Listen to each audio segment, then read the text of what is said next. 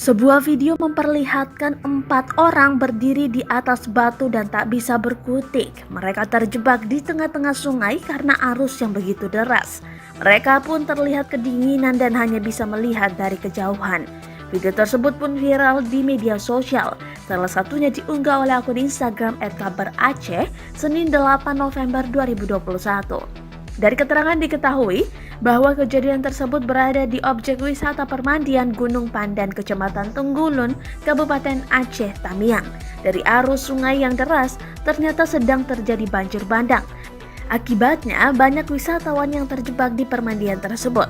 Keempat orang itu akhirnya ditolong oleh warga sekitar, namun 3 orang bisa terselamatkan dengan menggunakan tali, sedang satu lainnya terseret arus sungai.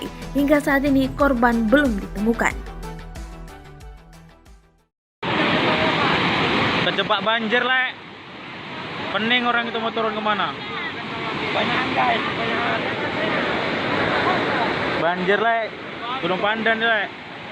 Terjebak banjir orang itu. Untung ada batu yang menyelamatkan kan, tapi entah ini hujan. Terima kasih sudah nonton. Jangan lupa like, subscribe, dan share ya.